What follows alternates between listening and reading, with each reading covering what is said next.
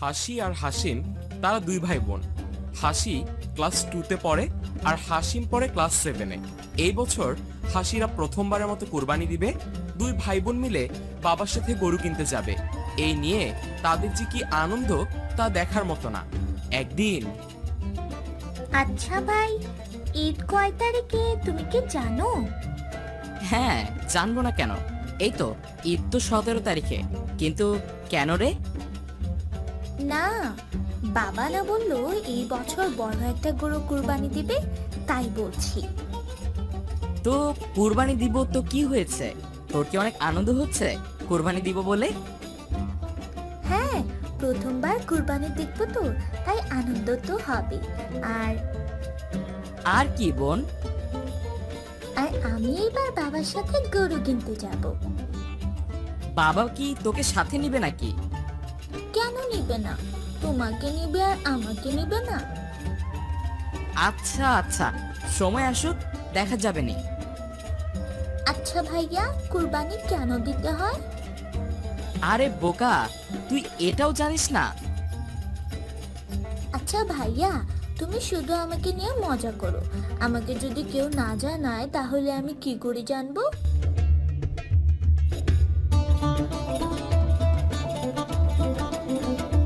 আচ্ছা, রাগ করিস না কোনো, আমি তো মজা করেছি। আচ্ছা, শুনবি না কেন কুরবানি দেয় মানুষ? হ্যাঁ হ্যাঁ, শুনবো শুনবো, তুমি বলো। তাহলে শোন, ঈদুল আজহা অর্থাৎ কোরবানি ঈদ হলো মুসলমানদের প্রধান দুটি ধর্মীয় উৎসবের অন্যতম। আর তাই আল্লাহর সন্তুষ্টি ও তার খুশি করার জন্য সামর্থ্যবানরা পশু কুরবানি করে থাকেন। আর জানিস, অন্য সব আমল ও ইবাদতের মতো এগুলো আল্লাহর পক্ষ থেকে নির্ধারিত। আর আমাদের আল্লাহর রাসূল সাল্লাল্লাহু আলাইহি সাল্লাম হিজরতের পর প্রতি বছর পশু কুরবানি করতেন। আর তাই আমাদের আল্লাহর রাসূল সাল্লাল্লাহু আলাইহি সাল্লামের দেখানো পথ ও আল্লাহ এর সন্তুষ্টির জন্য আমরা কুরবানি দেই। তার মানে পশু কুরবানি করলে আল্লাহ খুশি হন? হ্যাঁ, তাই। আরো শুনবি? হ্যাঁ হ্যাঁ, বলো। কুরবানি হলো আল্লাহর নৈকট্য পাওয়ার আশায় জিলহজ মাসের 10 তারিখ সকাল থেকে 12 তারিখ সন্ধ্যার আগ পর্যন্ত কোরবানির নিয়তে উট, গরু, মহিষ ও ছাগল, ভেড়া জবাই করাই হলো কুরবানি। আর হাদিসে এসেছে, এই পশুর পশম যত বেশি হোক না কেন, প্রতিটা পশমের বিনিময়ে রয়েছে একটি করে সওয়াব। সুবহানাল্লাহ। বোন, সুবহানাল্লাহ বলো। ভালো ও আশ্চর্যজনক কিছু শুনলে সুবহানাল্লাহ বলতে হয়। সুবহানাল্লাহ।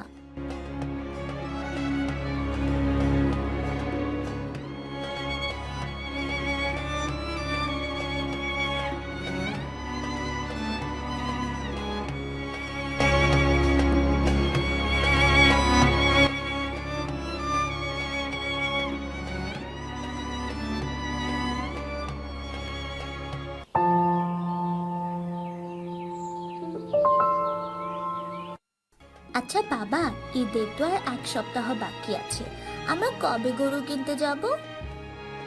এত তাড়াতাড়ি গরু কিনলে তো গরু দেখাশোনা করতে হবে। অনেক কাজ মা। আমরা ঈদের 2 দিন আগে গরু কিনবো। কি বলো হাসির মা? না না বাবা, আমরা বরং কালকেই গরু কিনতে যাই। আমরা দুই ভাই বোন মিলে গরুর দেখাশোনা করব। তোমরা এইটুকু দুইজন এত বড় গরু সামলাতে পারবে? হ্যাঁ মা, খুব পারবো, তুমি দেখো। আচ্ছা হাসিমের বাবা, আপনি বরং কালই গরু কিনে আনেন, আর গরু দেখাশোনা করার জন্য একজন লোক রেখে দেন। এদের এই আনন্দটা আমি নষ্ট করতে চাই না। তা তুমি বেশ বলেছ হাসির মা।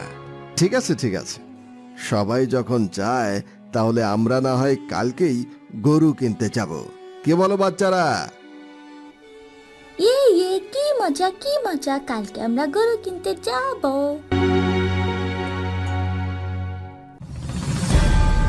নাজমা, কই গেলি? হাসি আর হাসিমের খাবারটা দিয়ে দে, আর আমরা পরে খাবো, কেমন? ঠিক আছে আপা, দিতাছি।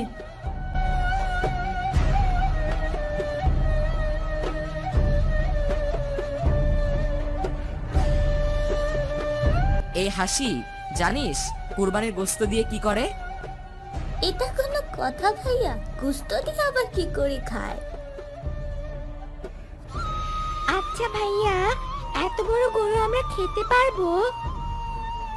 ধুর বোকামে, কি সব কথা বলিস তুই? কেন? আমি আবার কি বললাম? তুমি নিজেই চিন্তা করে দেখো না, এত বড় গরুকে খাওয়া যাবে?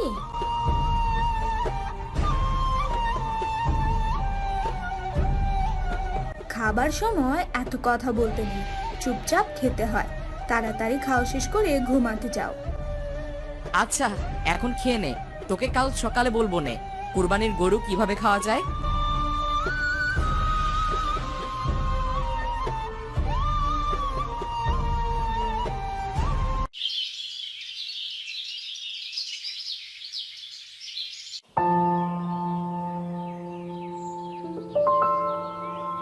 কি হলো তোমাদের? এবার চলো, দেরি হয়ে যাচ্ছে যে বাচ্চারা।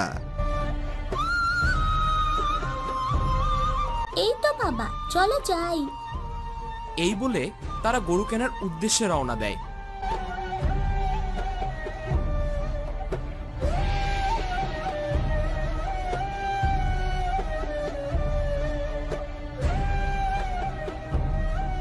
তারপর তারা গরুর পাশে বসে থাকে, দেখাশোনা করে। এইভাবেই চলে যায় দিন। ঈদের দিন সকালে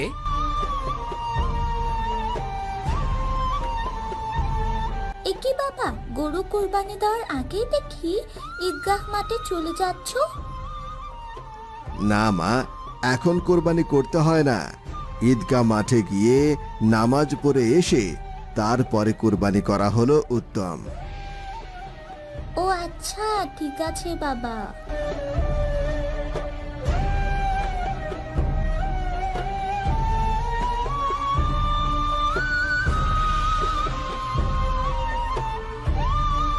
কিরে মা, এখানে কেন বসে আছো? তোমাদের জন্যই তো অপেক্ষা করছিলাম বাবা, কখন গরু কুরবানি করবেন? এই তো মা, এখনই করব।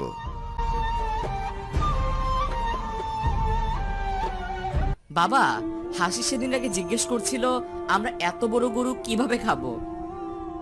তাই নাকি হাসমা? তুমি কি এত বড় গরু একাই খেতে চাও? না বাবা, এত বড় গরু কিভাবে একা খাবো? শোনো মা, কোরবানির গরু সব নিজে খেতে নেই। কোরবানির গোশত 3 ভাগে ভাগ করতে হয়। এই 3 ভাগের 1 ভাগ নিজের জন্য রাখতে হয়, 1 ভাগ আত্মীয় স্বজনের জন্য, আর 1 ভাগ হলো গ্রামের গরিব মিসকিনদের জন্য। কুরবানির গোশতের উপর গরিব মিসকিনদের একটা হক আছে। কখনো গরিব মিসকিনকে অবহেলা করবে না, কেমন? ও, এই জন্য বলি এত বড় গরু কিভাবে আমরা খাবো। কি বুঝলি তো পেটুক মেয়ে, কি না একা না, কি গরু খাবে? বন্ধুরা, দেখলে তো কুরবানি কি এবং কোরবানির গোশত কিভাবে বন্টন করতে হয়। আল্লাহ আমাদের সকলের কুরবানিগুলো কবুল করে আমাদের সকলের নেক আশাগুলি পূর্ণ করে দেন। আমিন।